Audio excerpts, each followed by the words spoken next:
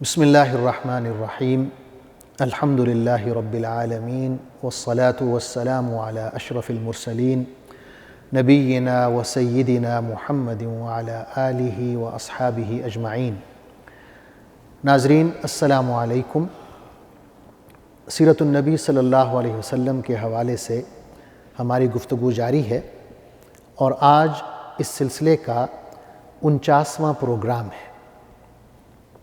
غزوہ حنین کے حوالے سے بات ہوگی۔ پچھلے پروگرام میں عرض کر رہا تھا کہ رسول اللہ صلی اللہ علیہ وسلم جب فتح مکہ سے فارغ ہوئے تو آپ نے مکہ شہر کے گرد و نواح میں جو بڑے بڑے بت نصب تھے انہیں توڑوانے کے لیے صحابہ کرام کے دستے بھیجے۔ سب سے بڑا بت جو تھا اس کا نام عزا تھا۔ اسے توڑنے کے لیے آپ صلی اللہ علیہ وسلم نے حضرت خالد بن ولید کو بھیجا۔ ایک جگہ ہے جس کا نام ہے نخلہ، وہاں پر یہ بت تھا، یہ طائف اور مکہ کے درمیان ہے ایک جگہ۔ تو حضرت خالد بن ولید رضی اللہ عنہ نے وہ بت منہدم کر دیا، توڑ دیا۔ اسی طرح حضرت عمرو بن عاص رضی اللہ عنہ کو بھیجا۔ ایک اور بت ہے جس کا نام ہے سواع، یہ قبیلہ حذیل کا بت تھا اور مکہ سے تقریباً 3 میل کے فاصلے پر تھا۔ آپ صلی اللہ علیہ وسلم نے یہ بت بھی توڑوا دیا۔ اس کے بعد ایک اور بت ہے جس کا نام منات ہے۔ یہ ایک چھوٹا سا شہر ہے، قصبہ ہے جس کا نام قدید ہے۔ مکہ سے اگر آپ مدینہ کی طرف چلیں تو تقریباً 100 کلومیٹر کے فاصلے پر ہے۔ آپ صلی اللہ علیہ وسلم نے حضرت سعد بن زید اشہلی کو بھیجا تاکہ یہ بت توڑیں۔ حضرت خالد بن ولید رضی اللہ عنہ جب عزا بت کو توڑ کر واپس آتے ہیں تو آپ صلی اللہ علیہ وسلم انہیں دوبارہ بھیجتے ہیں۔ ایک قبیلہ ہے بنو جزیمہ کہ آپ وہاں جائیں اور انہیں اسلام کی دعوت دیں۔ خالد بن ولید رضی اللہ عنہ 350 صحابہ لے کر جاتے ہیں، جس میں مہاجرین ہیں، انصار ہیں اور قبیلہ بنو سلیم کے بھی لوگ ہیں۔ قبیلہ بنو سلیم جو ہے یہ نیا اسلام میں داخل ہوا ہے۔ جب آپ پہنچتے ہیں قبیلہ بنو جزیمہ، انہیں اسلام کی دعوت دیتے ہیں تو وہ اپنی طرف سے اسلام قبول کر لیتے ہیں، لیکن جس طرح وہ اس کا اظہار کرتے ہیں وہ حضرت خالد بن ولید کو اس کی سمجھ نہیں آتی۔ وہ بجائے یہ کہ یوں کہیں کہ ہم مسلمان ہو گئے، وہ یوں کہتے ہیں کہ ہم نے اپنا دین چھوڑ دیا، ہم نے اپنا دین چھوڑ دیا۔ اور جلدی میں حضرت خالد بن ولید غلط فیصلہ کرتے ہیں اور ان پر حملہ کر دیتے ہیں۔ کچھ لوگ ان کے مارے جاتے ہیں، باقی سارا قبیلہ جو ہے وہ گرفتار ہو جاتا ہے۔ حضرت خالد بن ولید رضی اللہ عنہ ہر شخص کو ایک قیدی دے دیتے ہیں اور پھر انہیں حکم دیتے ہیں کہ اپنا اپنا قیدی جو ہے وہ قتل کر دیں۔ مہاجرین اور انصار جو ہیں انہیں حضرت عبداللہ بن عمر رضی اللہ عنہ منع کرتے ہیں کہ یہ غلط ہے، ایسا نہ کریں، تو وہ تو حضرت خالد بن ولید کا حکم نہیں مانتے۔ لیکن بنو سلیم کے جو لوگ ہیں وہ اپنے قیدی قتل کر دیتے ہیں۔ اور جب حضور صلی اللہ علیہ وسلم تک یہ خبر پہنچتی ہے تو آپ غصہ فرماتے ہیں اور بلکہ یوں کہتے ہیں کہ اللہم انی ابرأ الیک مما صنع خالد، کہ اللہ جو کچھ خالد بن ولید نے کیا ہے میں اس سے برات کا اعلان کرتا ہوں، اس سے لا تعلقی کا اظہار کرتا ہوں۔ اور پھر آپ صلی اللہ علیہ وسلم نے حضرت علی رضی اللہ عنہ کو بھیجا کہ یہ جو قبیلہ بنو جزیم ہے اور جو لوگ ان کے قتل ہوئے ہیں ان کی دیت ادا کی جائے اور جتنے بھی قیدی ہیں سب کو آزاد کر دیا جائے۔ ناظرین، تمام جزیرہ عرب کا یہ پختہ ایمان تھا کہ خانہ کعبہ کے جو متولی ہیں، خانہ کعبہ کے جو رکھوالے ہیں یعنی قریش، وہی حق پر ہے، کیونکہ اللہ تعالیٰ یہ اعزاز صرف اسی قبیلے کو دے گا جو حق پر ہوگا۔ جب فتح مکہ ہو جاتی ہے، اللہ تعالیٰ مکے کا انتظام و انصرام اور خانہ کعبہ کا انتظام و انصرام اپنے رسول کے ہاتھ میں دے دیتے ہیں، تو تمام عرب قبائل جو ہیں انہیں اس بات کا یقین ہو جاتا ہے کہ اگر آپ صلی اللہ علیہ وسلم کے ہاتھ میں خانہ کعبہ کا انتظام و انصرام آ گیا ہے تو آپ ہی حق پر ہیں، کیونکہ فتح مکہ سے تقریباً 50-60 سال پہلے اگر آپ دیکھیں، جب ابرہہ نے، جو یمن کا بادشاہ تھا، اس نے خانہ کعبہ کو گرانے کی نیت سے مکہ پر حملہ کیا تھا اور اس کا کیا حشر ہوا، پوری فوج اس کی تباہ ہو گئی، وہ خود بھی مارا گیا. تو عربوں کے ذہن میں یہی تھا کہ جو بھی مکہ پر حملہ کرے گا، اللہ کے گھر پر حملہ کرے گا، وہ نیست و نابود ہو جائے گا. لیکن اگر کوئی حملہ کرتا ہے اور مکہ کو فتح کر لیتا ہے تو اس کا مطلب یہ ہے کہ اللہ تعالیٰ بھی اسی کی طرف ہے. تو حضور صلی اللہ علیہ وسلم مکہ پہ حملہ کرتے ہیں اور مکہ فتح ہو جاتا ہے. آپ صلی اللہ علیہ وسلم عام معافی کا اعلان کر دیتے ہیں، قریش بھی اسلام میں داخل ہو جاتے ہیں. تو عرب قبائل جو ہیں وہ اب سنجیدگی سے یہ سوچنے پر مجبور ہو جاتے ہیں کہ اسلام جو ہے یہ دین حق ہے اور ہمیں اس میں داخل ہونا چاہیے. اور بہت سے قبائل جو ہیں وہ داخل ہونا شروع ہو جاتے ہیں.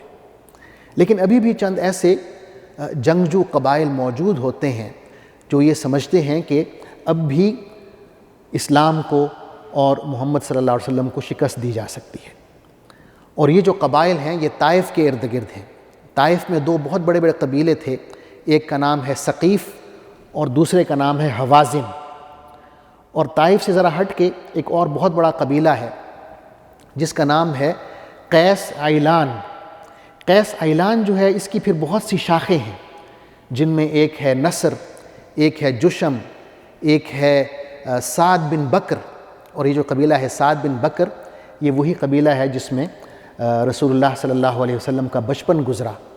آپ کی جو دودھ شریک والدہ ہیں جنہوں نے آپ کو دودھ پلایا، حضرت حلیمہ سعدیہ رضی اللہ عنہا، یہ اسی قبیلے سے تعلق رکھتی تھیں.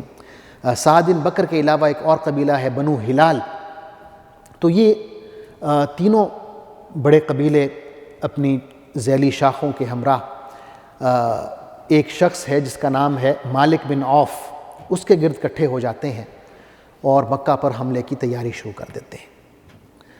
حضور صلی اللہ علیہ وسلم کو جب اطلاع ملتی ہے تو آپ بھی صحابہ کرام کے ساتھ نکلتے ہیں. جب آپ صلی اللہ علیہ وسلم مدینہ سے نکلے تھے تو آپ صلی اللہ علیہ وسلم کے ساتھ 10,000 کا لشکر تھا. لیکن یہ ہے کہ اب اہل مکہ جو ہیں وہ بھی مسلمان ہو گئے، یہ 2,000 کی تعداد میں تھے، تو یہ بھی آپ صلی اللہ علیہ وسلم کے ساتھ شامل ہو جاتے ہیں اور آپ کا جو لشکر ہے وہ 12,000 ہو جاتا ہے. صحابہ میں سے کوئی شخص یہ کہتا ہے کہ آج ہماری تعداد جو ہے بہت زیادہ ہے اور آج ہم قلت کی وجہ سے کسی مسئلے میں گرفتار نہیں ہوں گے، بلکہ ہم کثرت کی وجہ سے ہمیں یقیناً فتح ہوگی. مالک بن عوف جو ہے اپنی کثیر فوج لے کر نکلتا ہے اور مکہ سے قریب ایک مقام ہے اوتاس، وہاں پر آ کے پڑاؤ ڈالتا ہے. ایک اور سردار ہے اسی کی فوج کا جو کافی عمر رسیدہ ہے، تجربہ کار ہے، بہادر بھی ہے، اس کا نام درید بن سمہ بتایا جاتا ہے. وہ مالک بن عوف سے بات کرتا ہے کہ تم اپنے ساتھ عورتیں بھی لائے ہو، بچے بھی لائے ہو، جانور بھی لائے ہو، اس کی کیا وجہ ہے؟ مالک بن عوف کہتا ہے کہ میں نے یہ اس لیے کیا ہے کہ جو میری فوج ہے وہ بہادری سے لڑے گی، کیونکہ جب اس کو پتہ ہوگا کہ اگر ہم نے پیٹھ پھیری تو ہماری عورتیں ہیں، پیچھے بچے ہیں، تو ان کی حفاظت کے لیے یہ جاں بازی سے لڑیں گے. تو اس پر درید بن سمہ کہتا ہے کہ تم نے بے وقوفی کی ہے، تم نے ان کو لا کے بہت بڑی غلطی کی ہے. اگر تمہیں فتح ہوتی ہے تو تمہاری عورتیں اور بچے تو محفوظ ہی ہوں گے، لیکن اگر تمہیں شکست ہوتی ہے تو پھر تمہاری عورتیں اور بچے اور مویشی سارے کے سارے جو ہیں وہ مال غنیمت شمار ہوں گے اور تم کسی کو منہ دکھانے کے قابل نہیں ہوگے. لیکن مالک بن عوف اس وقت غرور میں ہوتا ہے اور درید بن سمہ کی جو رائے ہے اسے رد کر دیتا ہے، مشورہ قبول نہیں کرتا، بلکہ وہ یوں کرتا ہے کہ اوتاس سے نکل کے وادی حنین میں آ جاتا ہے اور وہاں اپنے لشکر کو اس وادی کے جو خفیہ مقامات ہیں وہاں چھپا کر بٹھاتا ہے کہ مسلمان فوج جب یہاں سے گزرے تو آپ گھات لگا کر بیٹھیں اور بغیر اعلان جنگ کیے، آپ نے تیروں کی بارش کرنی ہے اور پھر ایک ساتھ بھرپور حملہ کرنا ہے اور مسلمانوں کو شکست دینی ہے۔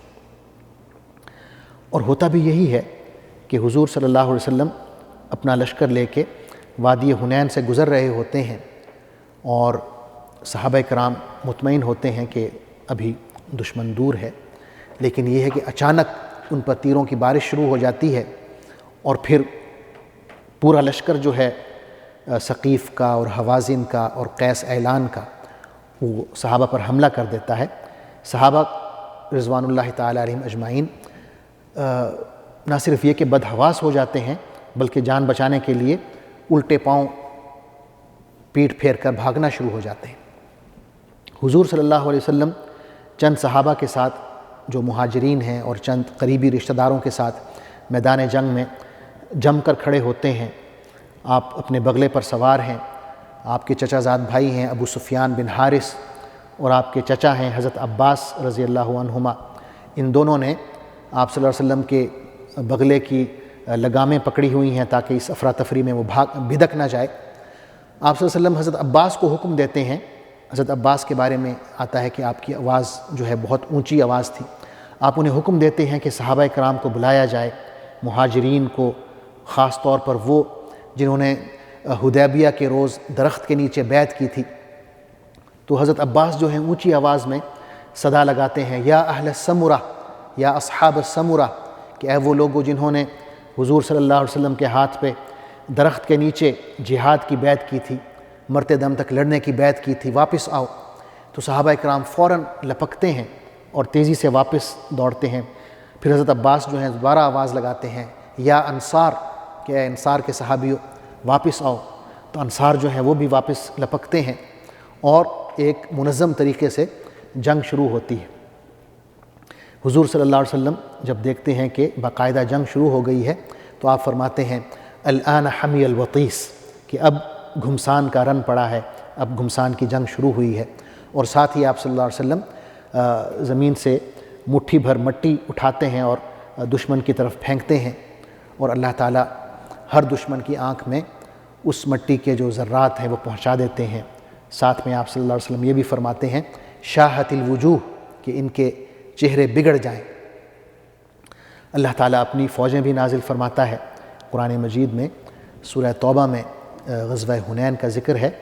ارشاد باری تعالیٰ ہے وَيَوْمَ حُنَيْنٍ إِذْ أَعْجَبَتْكُمْ كَثْرَتُكُمْ فَلَمْ تُغْنِ عَنْكُمْ شَيْئًا وَضَاقَتْ عَلَيْكُمُ الْأَرْضُ بِمَا رَحُبَتْ ثُمَّ وَلَّيْتُمْ مُدْبِرِينَ ثُمَّ أَنزَلَ اللَّهُ سَكِينَتَهُ عَلَى رَسُولِهِ وَعَلَى الْمُؤْمِنِينَ وَأَنزَلَ جُنُودًا لَّمْ تَرَوْهَا وَعَذَّبَ الَّذِينَ كَفَرُوا وَذَلِكَ جَزَاءُ الْكَافِرِينَ، کہ غزوہ حنین کے روز تمہیں اپنی کثرت تعداد کا غرہ تھا مگر وہ تمہارے کسی کام نہ آئی، اور زمین اپنی وسعت کے باوجود تم پر تنگ ہو گئی اور تم پیٹھ پھیر کر بھاگ کھڑے ہوئے۔ پھر اللہ نے اپنی سکینت اپنے رسول پر اور مومنین پر نازل فرمائی اور وہ لشکر اتارے جو تم کو نظر نہ آتے تھے، اور منکرین حق کو سزا دی کہ یہی بدلہ ہے ان لوگوں کے لیے جو حق کا انکار کریں۔ ثقیف اور حوازن زیادہ دیر تک میدان جنگ میں جم کے نہ لڑ سکے، بلکہ انہوں نے بھاگنا شروع کیا۔ جب صحابہ کرام کا منظم حملہ شروع ہوا تو یہ دونوں قبیلے جو ہیں ثقیف اور حوازن میدان جنگ سے بھاگ کھڑے ہوئے، اور ان میں کچھ لوگ جو ہیں وہ وادی نخلہ کی طرف بھاگے، کچھ لوگ اوتاس کی طرف بھاگے، کچھ لوگ جو ہیں واپس طائف کی طرف بھاگے، اور جو اپنے بیوی بچے ساتھ لائے تھے، مال مویشی ساتھ لائے تھے، سب وہ میدان جنگ میں چھوڑ کے تو انہوں نے راہ فرار اختیار کی۔ حضور صلی اللہ علیہ وسلم نے صحابہ کرام کو حکم دیا کہ ان کا پیچھا کریں، تو صحابہ نے ان کا پیچھا کیا۔ کچھ صحابہ کے دستے جو ہیں وادی نخلہ کی طرف ان کا پیچھا کرتے ہوئے گئے، کچھ اوتاس کی طرف گئے، اور دشمن کے وہ دستے جو طائف کی طرف بھاگے حضور صلی اللہ علیہ وسلم نے خود ان کا پیچھا کیا۔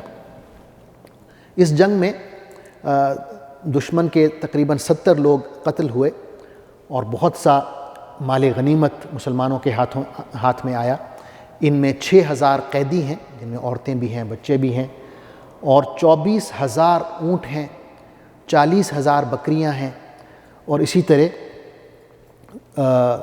بہت سا سونا چاندی بھی اس میں ان کا جو مال ہے وہ بھی شامل ہے۔ عورتوں میں جو قید ہوئیں ان میں قبیلہ سعد بن بکر کی ایک خاتون بھی قید ہوتی ہیں جن کا نام شیماء ہے، اور یہ حضور صلی اللہ علیہ وسلم کی دودھ شریک بہن تھیں۔ تو انہیں آپ صلی اللہ علیہ وسلم کے پاس لایا جاتا ہے، یہ اپنا تعارف کراتی ہیں اور کوئی نشانی بھی بتاتی ہیں جس سے آپ صلی اللہ علیہ وسلم انہیں پہچان لیتے ہیں۔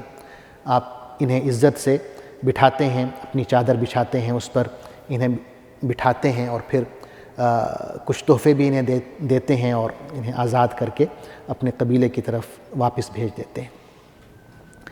حضور صلی اللہ علیہ وسلم اس کے بعد طائف کا محاصرہ کرتے ہیں اور یہاں سے غزوہ طائف شروع ہوتا ہے۔ غزوہ طائف گو کہ غزوہ حنین کا ایک تسلسل ہے، لیکن ظاہر ہے باقاعدہ آپ صلی اللہ علیہ وسلم طائف جاتے ہیں، وہاں ایک طویل محاصرہ کرتے ہیں اہل طائف کا۔ اس کا ذکر انشاءاللہ میں اگلے پروگرام میں کروں گا۔ تب تک کے لیے اجازت، اللہ حافظ، السلام علیکم ورحمۃ اللہ وبرکاتہ۔ اللہم صلی علی سیدنا محمد وعلی آلہ وصحبہ وسلم۔ اللہم صلی علی سیدنا محمد وعلی آلہ وصحبہ وسلم۔